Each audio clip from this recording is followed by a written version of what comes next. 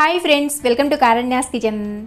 కారణ్యాస్ కిచెన్లో ఈరోజు వీడియోలో పూర్ణాలని పర్ఫెక్ట్గా ఎలా తయారు చేసుకోవచ్చో చూపించబోతున్నాను. చాలా బాగుంటాయి, ఒకసారి తప్పకుండా ట్రై చేయండి. ఈ పండగకి ఈ విధంగా ఒకసారి ట్రై చేసి మీకు ఎలా వచ్చిందో కూడా కింద కామెంట్ సెక్షన్లో కామెంట్ చేసి చెప్పండి. ఈ పూర్ణాలను ఎలా తయారు చేసుకోవచ్చో వీడియోలోకి వెళ్ళి చూసేయండి. పూర్ణాలను ప్రిపేర్ చేసుకోవడానికి ముందుగా ఒక గిన్నెను తీసుకుని అందులోకి రైస్ కుక్కర్ కప్పుతో 1 కప్ అంతా మినపగుళ్ళను వేసుకోండి.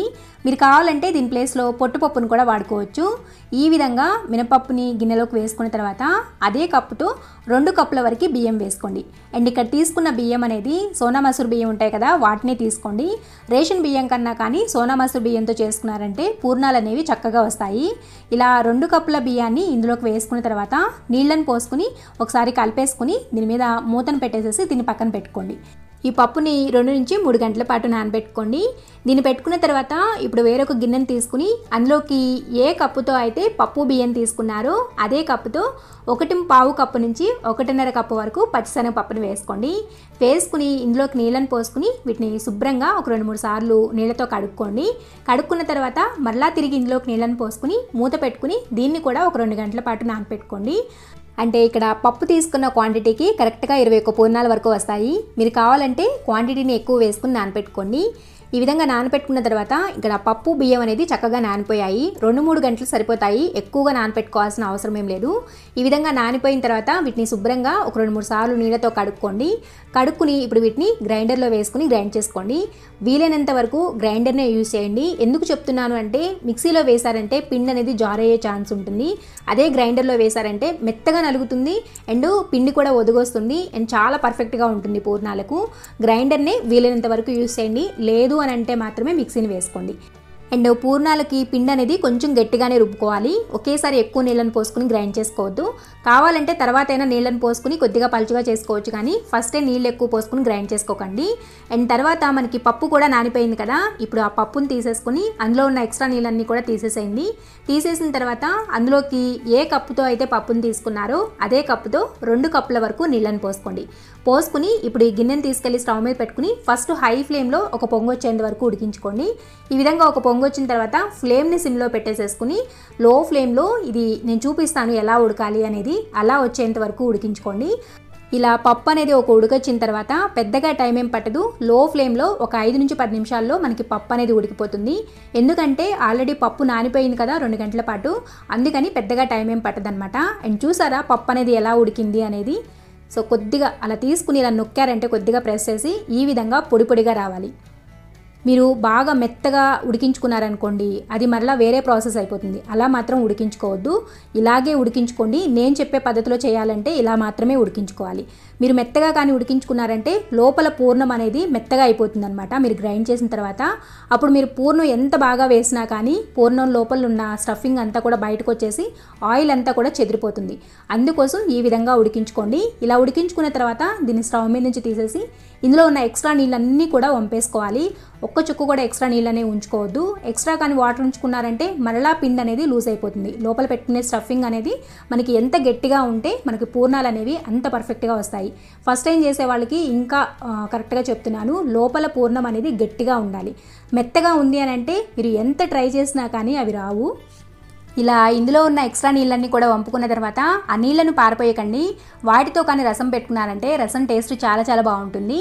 దీన్ని పూర్తిగా చల్లగా అయిపోయేంత వరకు అలా మూత పెట్టకోకుండా వదిలేసేసి ఆరపెట్టుకోండి. అండ్ ఇక్కడ నేను మీకు పప్పు అనేది చక్కగా నలిగిన తర్వాత చూపిస్తున్నాను చూడండి. ఈ విధంగా మెత్తగా గ్రైండ్ చేసుకోవాలి. అండ్ చూసారా ఎంత జిగటగా ఉందో.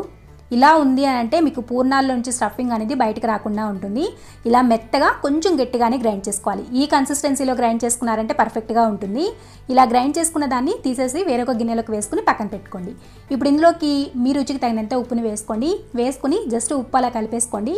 ఒకవేళ మీకు మరీ కన్సిస్టెన్సీ అనేది గట్టిగా ఉంది అని అనిపిస్తే కొద్దిగా నీళ్ళని పోసుకోండి. ఒకవేళ మీకు పిండి అనేది లూజ్ అయింది అని అంటే వరి అవ్వాల్సిన అవసరం ఏం లేదు. దానిలో కొద్దిగా మైదా పిండి వేసుకుని కలుపుకున్నారంటే పర్ఫెక్ట్గా సెట్ అయిపోతుంది. ఇంకా చెప్పాలి అని అంటే మనకి పెళ్ళిళ్ళలో కానీ లేదంటే ఫంక్షన్స్లో కానీ వాళ్ళు కంపల్సరీగా కొద్దిగా మైదా పిండి వేసి కలుపుతారు. అప్పుడే వాళ్ళకి ఆ బైండింగ్ వస్తుందన్నమాట.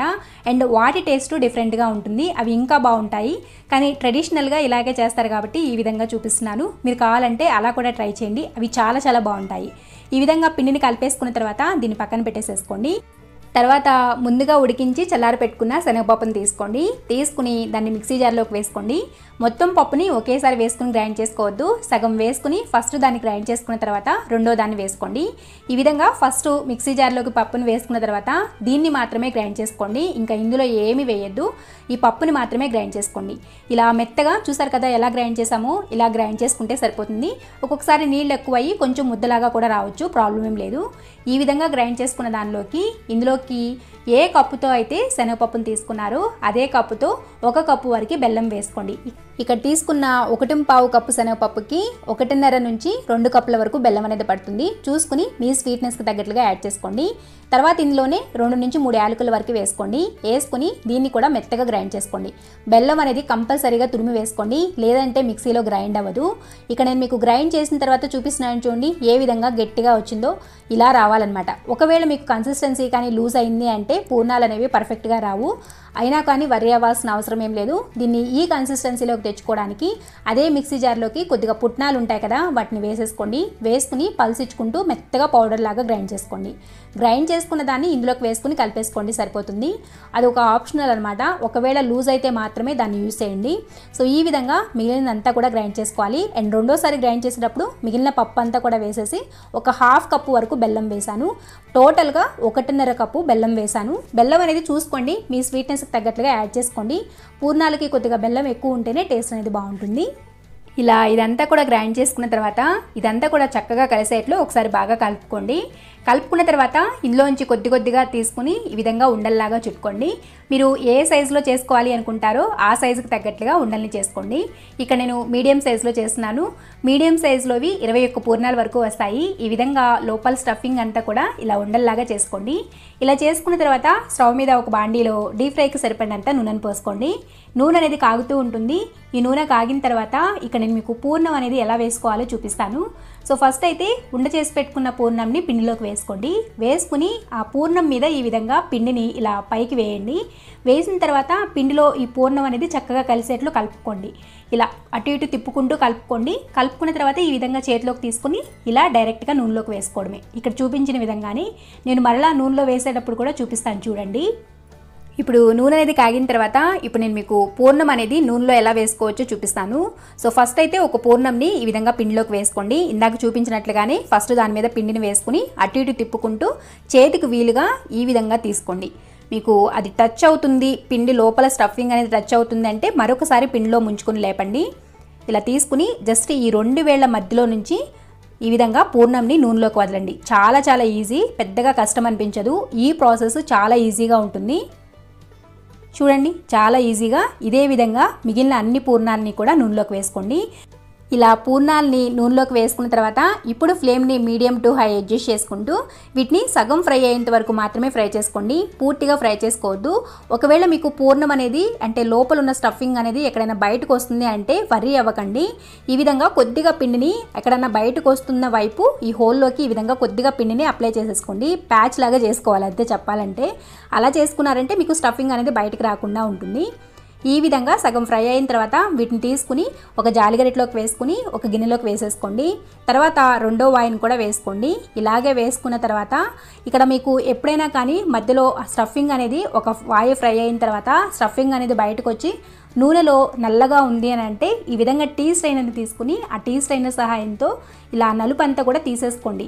లేదంటే నెక్స్ట్ వేసుకునే పూర్ణాలకంతా అదంతా కూడా అంటుకుపోతుంది.